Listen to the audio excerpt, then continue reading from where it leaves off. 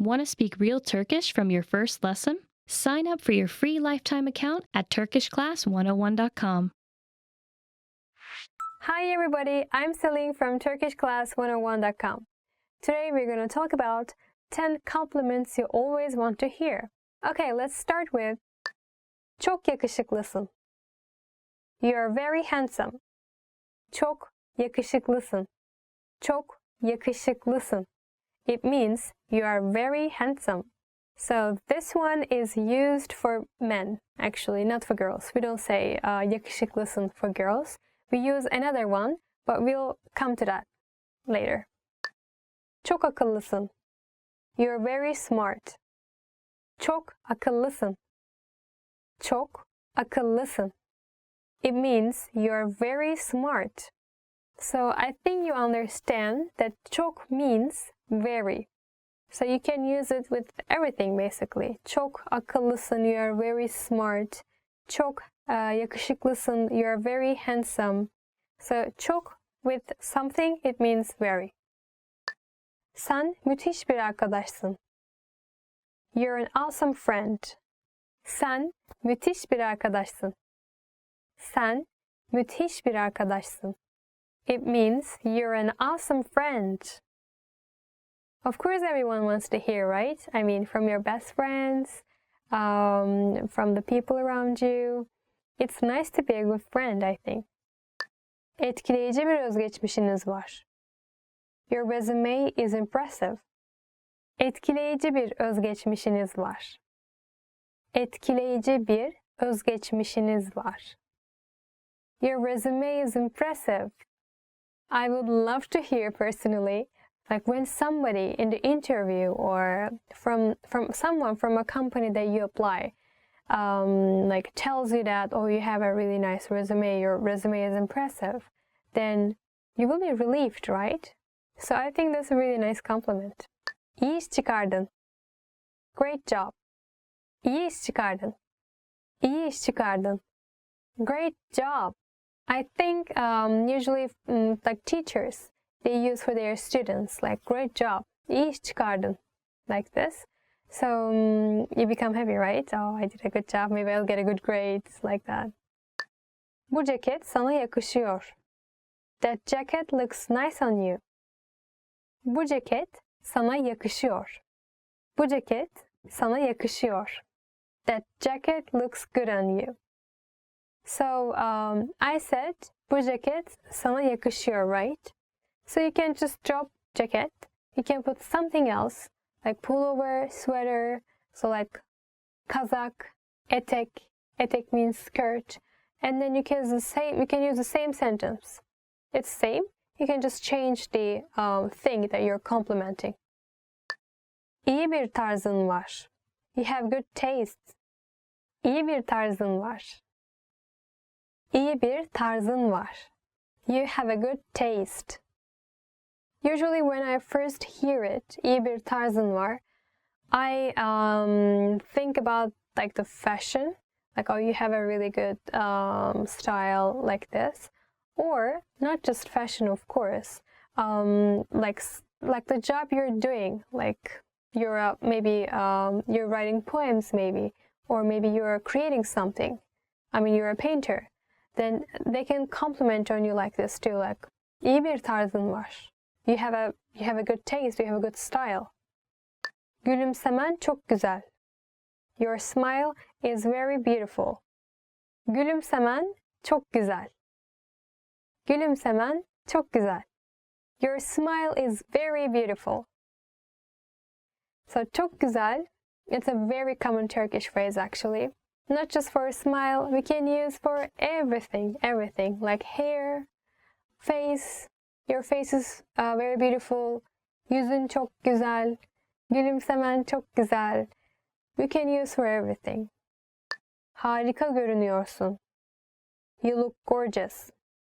Harika görünüyorsun. Harika görünüyorsun.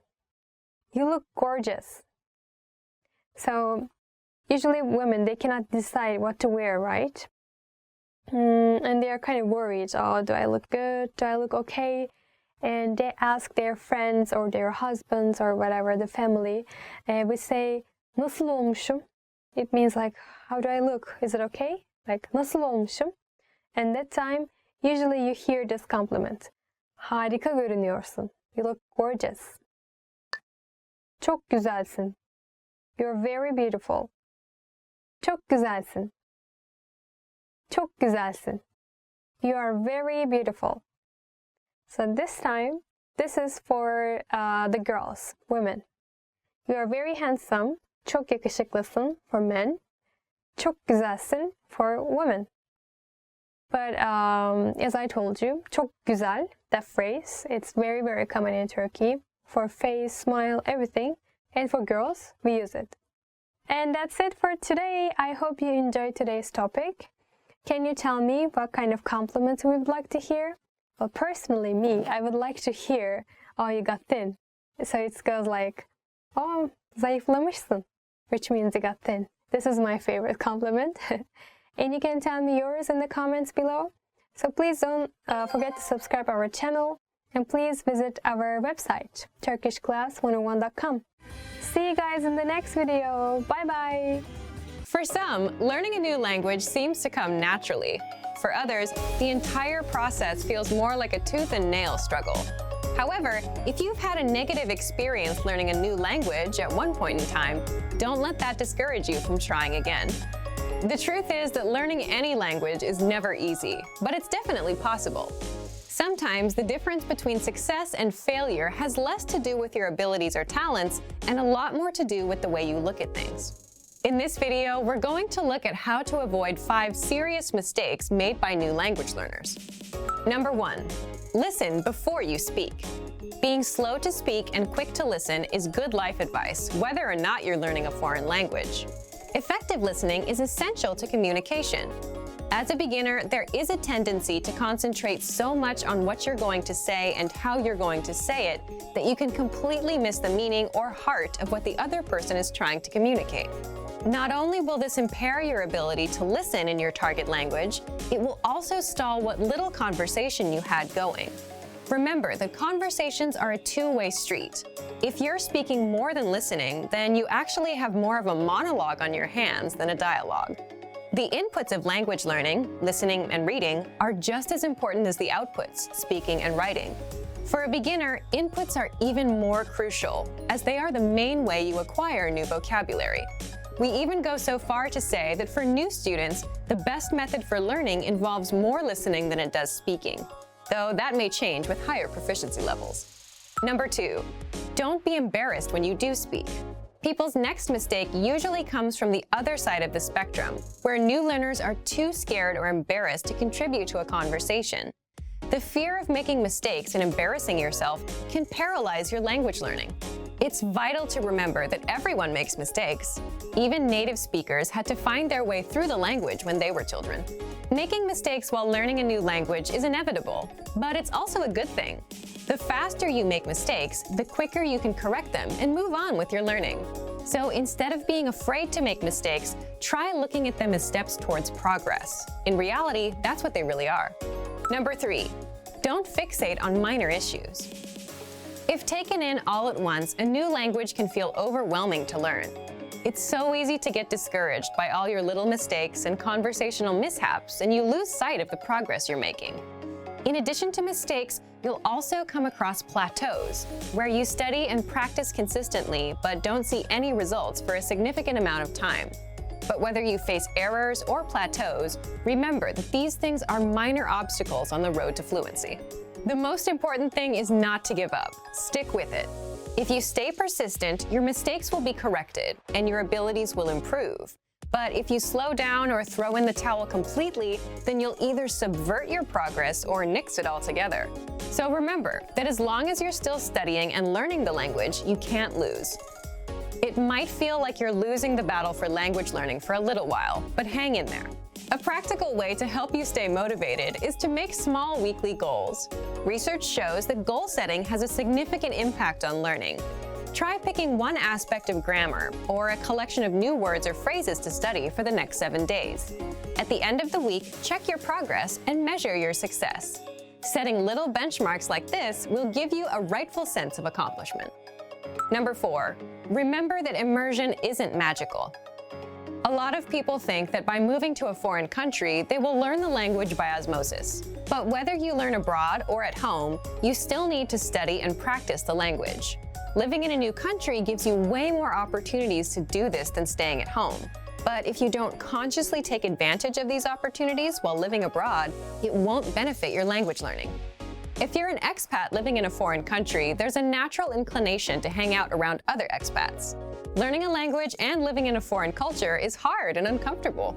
For better or worse, we're often drawn to the easier road. If you made the decision to study abroad, then you want to hang out with native-speaking people as much as possible. You have the rest of your life to be with people who speak your language. This doesn't mean ignore your expat friends.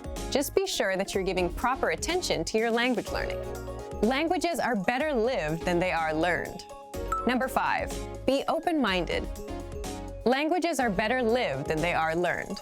When learning a new language, your brain will want to conform the new grammar and vocabulary to your native language norms and grammar rules. Ignore your brain on this one.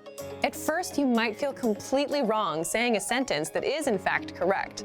After a certain point in language learning, there is a switch that goes off, when your brain finally realizes that you're not speaking your native language, but a new one altogether. This could take a while though, especially if this is your first time learning a new language. Until then, do what you know is correct, even if it feels a bit weird when you say it. The same goes for culture. Just as you want to be open to the differences in the language, don't forget to be open to the differences in the culture too.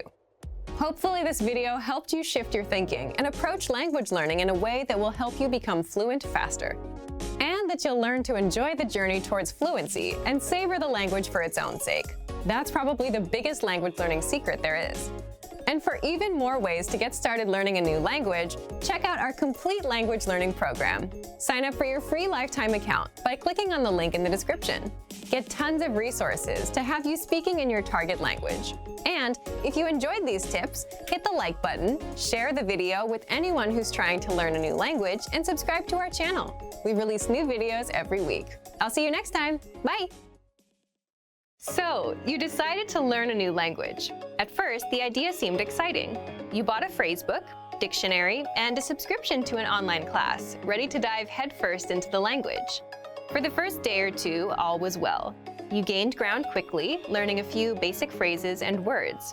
A week before, learning that language was just a dream, but now you're actually doing it. Then, the third and fourth day roll around. The excitement is wearing off. You encouraged yourself to continue, and another week or two goes by, but with a lot less progress. Suddenly, learning a new language doesn't fill you with excitement anymore. Now it feels more like dread.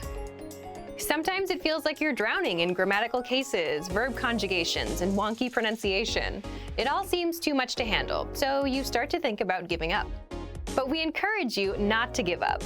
Learning a foreign language is difficult. We won't pretend like it isn't. But that doesn't mean you can't do it. Sometimes you just need to take a step back, reevaluate your approach, and come back to the language with a different perspective. In this video, we'll look at 4 tips for when learning a new language feels overwhelming. Number 1, set aside a designated study time. Consistency is key when learning a foreign language. Studying 15 minutes 7 days a week will benefit you more than cramming in 2 hours 1 day a week. Set aside an amount of time that works best for you. If you can afford to spend an hour every day learning, that's awesome. Go for it. But don't feel bad if you can't spend that much time. Even 10 or 15 minutes a day goes a long way. Breaking up your learning into manageable time segments will relieve a lot of the stress that can come with studying a new language. Learning is not a race. Go at your own pace and try not to compare your progress with anyone else's. Number 2, take it one bite at a time. Now that you have your schedule under control, it's time to focus on what you'll actually be studying. It's recommended that every 1 to 2 weeks you focus on learning a very specific piece of the language. It could be a conjugation group, a case, tense, or a collection of theme vocabulary. Whatever you choose, hone in on it and do your best to feel comfortable with it before you move on to something else. Ever heard the saying, "How do you eat an elephant?" Focusing on one thing at a time helps you break the language into digestible chunks. Number 3, expose yourself to the language in different ways. Don't just sit around reading about grammar all day. Obviously, knowledge of grammar is important, but you want to spice up your practice as much as possible. In addition to grammatical study, try to mix in a combination of reading, writing, speaking, and listening. Try to practice reading by either translating a simple article into your native language, or maybe if you're a beginner, pick up a children's book in your target language. For writing, you can try to write out a fictional conversation between you and yourself, even. Use the phrases you know to create a mock conversation, and don't use any words you can't think of or you don't remember. To practice speaking, you can find native speakers locally at a language club or at a meetup. You can also find them online in a language exchange. For listening, a great podcast should do the trick. Spread out each type of practice, listening, reading, speaking, and writing, across your regular language study schedule. This will give you a balanced experience in the language and should help keep things interesting. This method also works well when you use it to focus on a single aspect of the language like we talked about above. Number 4, set mini goals, not just big ones. If your only language learning goal is to be fluent, you're likely setting yourself up for disappointment. While speaking fluently can be your ultimate goal, it shouldn't be your only one. Try to set mini goals month by month and week by week. It could be something simple. Learn 20 new verbs, practice a new case, or speak with 3 native speakers. As long as it's specific and reasonable to achieve in a shorter amount of time, it should work fine. Not having mini goals alongside your ultimate goal is a lot like sprinting across a huge open field. There's no reference point, so for much of the time it feels like you're not any closer to your goal. It's not that you're not moving forward, it just feels like you're not. Without any trees or buildings to run past, it seems like you're running in place. Mini goals are like the trees and buildings of your language race. They help you see that you're moving forward and give you a sense of accomplishment. The desire for perfection can get in the way of your progress. Don't freak out when you struggle to speak or make a mistake. It's all a part of the learning process. Also, don't be afraid to speak, even if you know what you'll say won't be totally correct. It's better to do your best to communicate in the language and get it wrong than to never try at all. Learning a new language isn't always easy. In fact, oftentimes it's very hard. Don't let that discourage you, though. Use these tips to help keep you focused yet unstressed in your language learning. A little perseverance will go a long way. Before long, you'll be speaking better than you may have thought was possible. And for even more help learning a new language without getting overwhelmed, check out our complete language learning program. Sign up for your free lifetime account by clicking on the link in the description. Get tons of resources to have you speaking in your target language. And if you enjoyed these tips, hit the like button, share the video with anyone who's trying to learn a new language, and subscribe to our channel. We release new videos every week. I'll see you next time. Bye! Want to speak real Turkish from your first lesson? Sign up for your free lifetime account at turkishclass101.com. Want to speak your target language with confidence and impress native speakers? When learning to speak a new language, you have lots of things to think about, including grammar, vocabulary, and pronunciation. Because you're thinking of all of these things and trying to speak, it can be difficult to communicate with confidence, especially in the beginning. This is why it's helpful to make confidence-building exercises part of your language learning process. In this video, you'll learn 7 ways to boost your confidence. 1. Read out loud. This might seem pretty basic, but it's a great way to practice speaking. Reading aloud lets you practice speaking without having to think about grammar or things to talk about. Reading out loud lets you focus on your pronunciation and the rhythm of the language. It can help you learn to speak more smoothly and quickly, without even thinking about it. If you're using our lessons, read the dialogue out loud as you listen. You can read along with the dialogue tool, the lesson notes, or the transcript. 2. Read like a child. This might sound strange, but think about children learning to read. They go slow and sound everything out. Maybe it takes 2 or 3 tries before they read a new word smoothly, and a few more tries before they can read it at a natural pace. This example applies to language learning too. If you find a complex sentence in something you're reading, read it slowly at first, then speed up. With practice, you'll be able to say it easily. It might feel a bit silly to speak very slowly, but this kind of practice can help you identify tough sounds you might miss or say incorrectly when reading quickly. 3. Use the dialogue breakdown tool. If you're using our site, this is a great tool to take advantage of. It breaks down lesson conversations into individual lines. You can listen to the audio for each line, learn what each line means, and can reread and review as much as you want. 4. Use the voice recorder to record and compare yourself with native speakers. Just click on the microphone icon next to each line in the dialogue section. You can use this tool to perfect your pronunciation if you like, but this is also something you can use to work on speaking with confidence at native level speed. You'll find this tool in the dialogue section of all of our lessons. 5. Repeat and review old lesson conversations.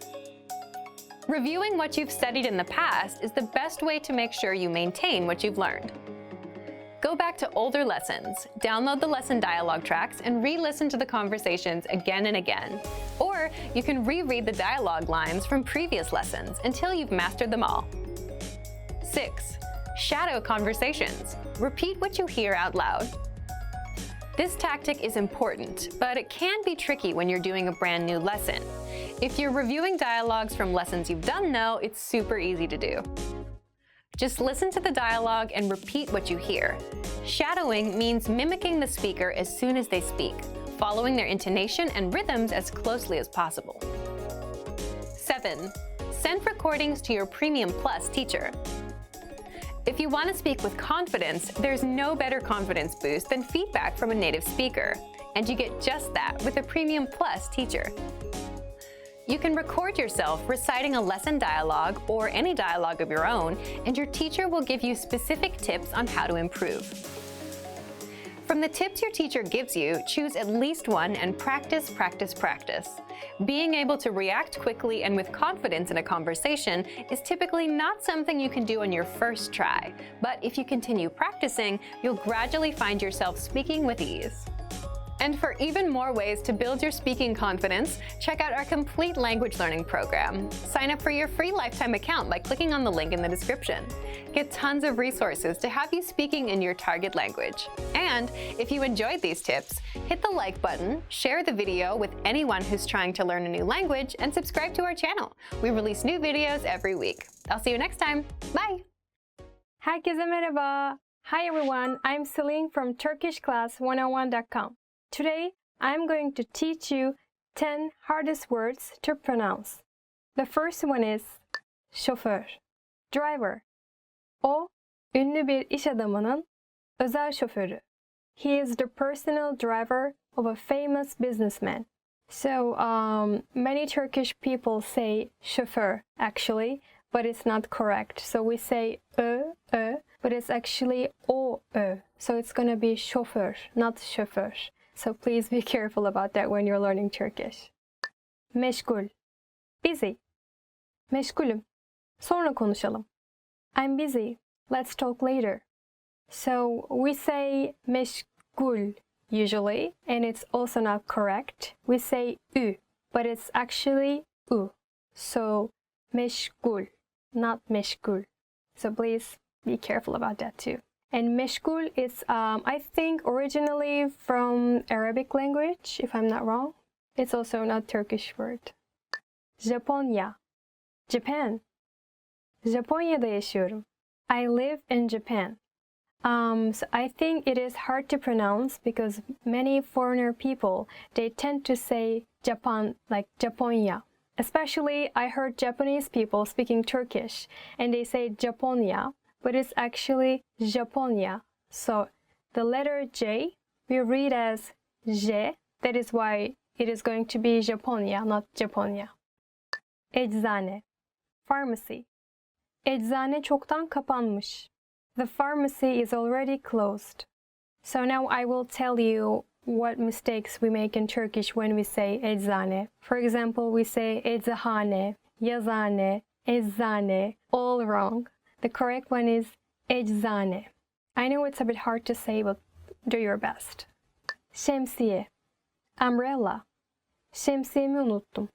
I forgot my umbrella. Actually, it's a very basic word, right? Şemsiye, umbrella. But yeah, it's because of the sh voice. I think it is hard to pronounce. Şemsiye, şemsiye. Memnun. Content. Hayatımdan memnunum. I'm content with my life. Okay, so this one is also not a Turkish word. I mean, the origins are different. It is Egyptian dialect. And I think it is hard to say for us, pronunciation I mean, because there are so many M's and N's in one word. Memnunum. I am content, hard to pronounce if you're speaking fast. So the correct pronunciation is memnun. Yayla, plateau. Çoban koyunlarını yaylaya çıkardı. The shepherd took the sheep to the plateau. Actually, we also say plateau in Turkish, not just yayla. There are two words, but both are actually hard to pronounce, yayla and plateau. So the correct pronunciation is yayla, yaylalar, plateau. Karşılama, greeting. Harika bir karşılama partisi hazırlayacağız. We will prepare a great welcome party. I think, in my opinion, karşılama is the easiest one in this list. It is not very hard to pronounce. Maybe because of the sh voice and voice. It can be hard to pronounce, especially for foreigner people, because I know they don't have the voice. I think that is why it is hard to pronounce. The correct pronunciation is karşılama. It's karşılama. Su şişesi. Water bottle. Cam su şişeleri daha sağlıklı. Glass water bottles are healthier. This one is even hard for me to pronounce. It is, I think, the hardest one. And in Turkey, we have like a tongue twister. We are using this word. So now I will try to challenge myself and I will try to say it for you. But if I fail, I'm very sorry. Şu köşe yaz köşesi, şu köşe kış köşesi. Sorry, one more time. Şu köşe yaz köşesi, şu köşe kış köşesi, ortadaki su şişesi. Well, it's almost. Okay. This corner is summer corner, and this corner is winter corner, and in the middle there's a water bottle. I know it doesn't make any sense, but since it is hard to pronounce, we have that kind of tongue twister. Şu köşe yaz köşesi, şu köşe kış köşesi, ortadaki su şişesi. Şu köşe yaz köşesi, şu köşe kış köşesi, ortadaki su şişesi. Good luck. Ukala. Know-it-all. Ukalalık yapma. Stop acting like a know-it-all. The last vowel, la, usually we say la, but in this word, you need to say it more softer, like la. But you start like more harder way, like uka, and then you need to end it with more softer way, la. Ukala. I think that is why it is hard to pronounce for us. Okay, that's all for this lesson. I hope you learned a lot about the words that we cannot pronounce. Please try it at home. I'm sure you can do it. And if you want to watch more videos, please visit turkishclass101.com if you want to learn more Turkish. And please don't forget to subscribe our channel. I hope to see you guys next time. Bye bye. Hi everyone, I'm Celine from turkishclass101.com. Herkese merhaba. Today, I'm going to teach you 10 phrases to amaze native speakers. Okay, so let's amaze me. Geçmiş olsun. Get well soon. The first one is geçmiş olsun. Get well soon. Yeah, I think it's a very basic one, right? When I get sick, if you tell me geçmiş olsun Selin, then I will be very amazed. Boş ver. Don't mind. Boş ver. Don't mind. Oh, maybe that's my favorite. So if a foreigner comes to me and say boş ver in my bad mood, then I will be very amazed. Kurt gibi açım. I'm hungry as a wolf. Kurt gibi açım. I'm hungry as a wolf. I'm not sure they use this phrase in English. Maybe they don't even use. But it's the exact translation. We use this phrase to make other people understand we are very hungry. Kurt gibi açım. And that's what I am always, all the time. Ben her zaman kurt gibi açım. It means I am always very hungry. I am always as hungry as a wolf. Beklemekten ağaç oldum. I've turned into a tree while waiting here for so long. Beklemekten ağaç oldum. I've turned into a tree while waiting here so long. I know it doesn't have any meaning in English, but we are using it to make other people understand that we are waiting here for so long time. So we turn into a tree. I think it's because like the tree has roots, right? So if tree wants to live, then it needs its roots. So it's gonna be its home. So it means now we have roots. Now it's our home. So we're waiting here so long time. Like that is why we're using this phrase. Beklemekten ağaç oldum. I'm a tree now. Can you see? Çok yaşa. God bless you. Çok yaşa. God bless you. We say it when we sneeze. Okay, in Turkish, çok yaşa doesn't mean God bless you. It's not the direct translation. It means live long. So when you sneeze, we actually wish you a long life. Çok yaşa. Why we do that? Ne olur. Please, I beg you. Ne olur. Please, I beg you. Like you want to go somewhere very much and you're asking permission from your mom. Mom, I beg you, just once, let me go. Ne olur bir kere gideyim. Or, like for example, there is something you want to eat so much. You want to taste. Then, ne olur bir kere tadayım. Let me taste once, please, I beg you. Like this. So not just ne olur itself, but also with the other words and phrases. You can use it together. You can also add ne olur ya, ne olur, but it is more like a daily Turkish. It's not maybe grammatically correct, but we use it. Ne olur ya, ne olur yapayım, ne olur gideyim, or ne olur, ne olur. You really want it badly. It sounds like that. Başım şişti. I've got a headache because of the noise. Başım şişti. I've got a headache because of the noise.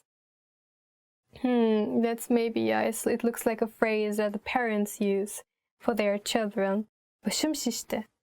Or, like, for example, somebody listens music very loudly, your friend, and you're kind of angry, like, oh my god, I have a headache because of that. Stop it. You say, başım şişti ya, başım şişti. Like that. Yeah. Falan filan. Etc., etc. Falan filan. Etc., etc. It's very common in Turkish language. Very, very common. You can use it basically with everything. For example, somebody asks you, like, what did you buy from the supermarket? And you say watermelon, fish, chips, etc. Then you say, let's say, karpuz, cips, falan, filan. You say like this.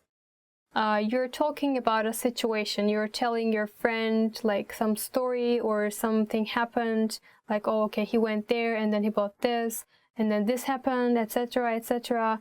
Then again, we use falan filan. So now I will speak Turkish. To give an example.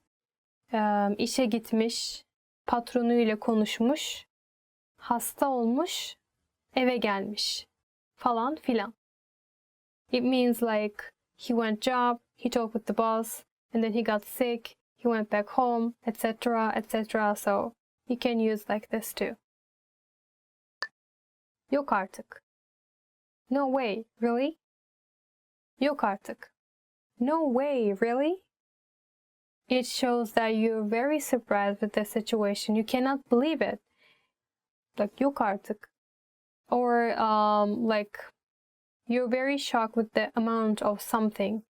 Let's say your friend bought 5 bags. Like, she went shopping and she bought 5 bags. And you say, yok artık. It's like too much. Did you buy 5 bags? Ne güzel. How lovely. Ne güzel. how lovely. For example, if you say, what a nice weather, then you say, ne güzel bir hava. Then it becomes like, how nice weather. Or if you say, ne güzel bir kız, what a lovely girl. Or one more example. If you say, ne güzel bir hikaye, it's a what a good story. So it has many meanings actually. It depends on where you use the phrase. That's all for today. I hope this video will be helpful for you. So tell me, which phrase would you use to amaze me? So falan filan, like etc. etc. I think if I hear this from a foreign people, then I think I will be very amazed. So tell me your ideas about it. And if you want to watch more videos, please don't forget to subscribe our channel. If you want to learn Turkish more, then please visit turkishclass101.com. I hope to see you guys in the next time, in the next video. Bye bye, take care.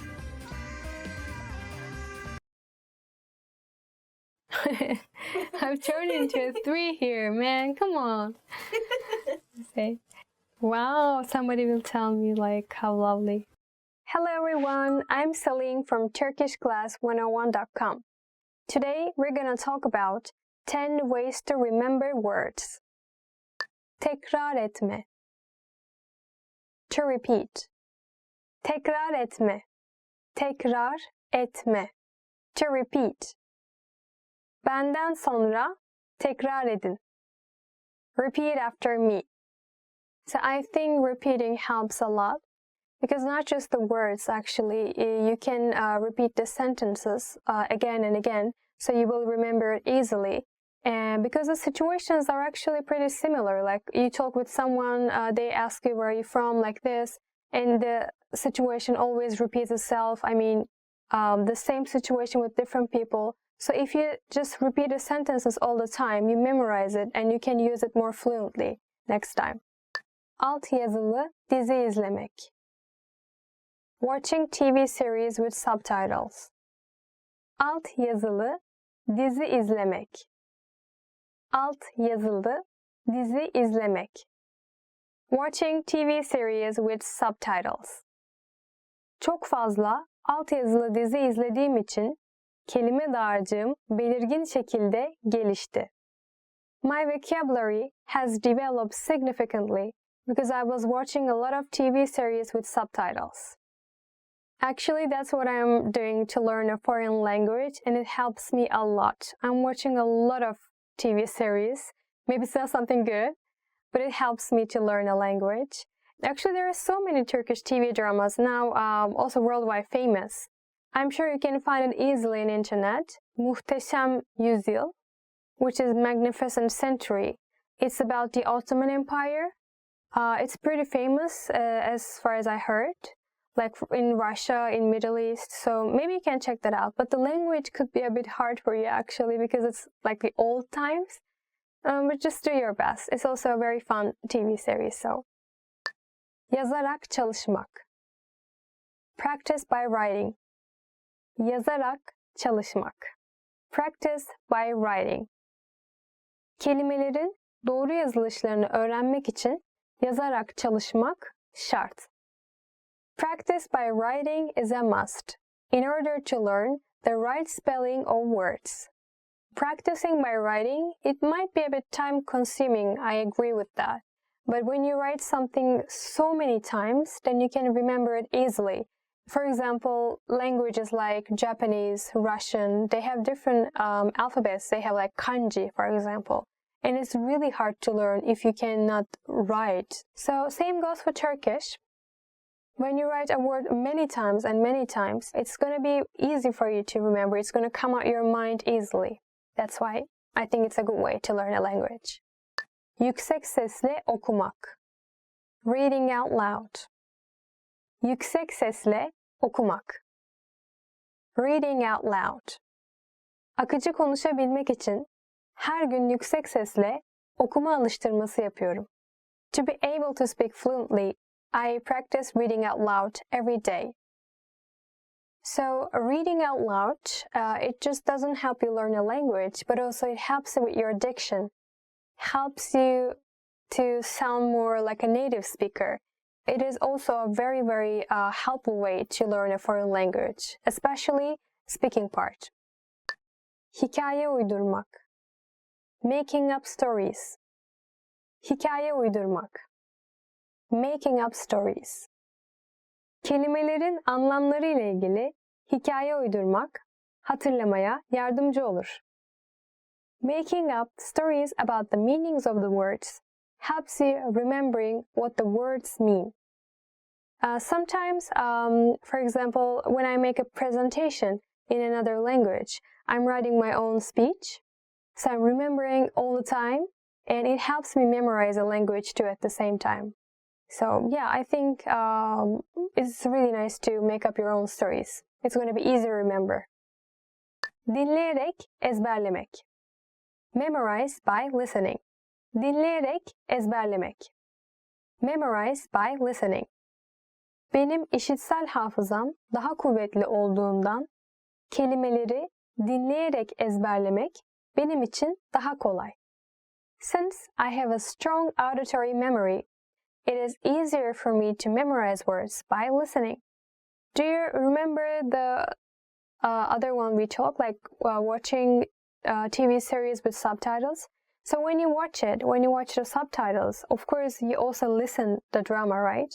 So it's gonna help you to remember. Actually, you will be doing both of them together.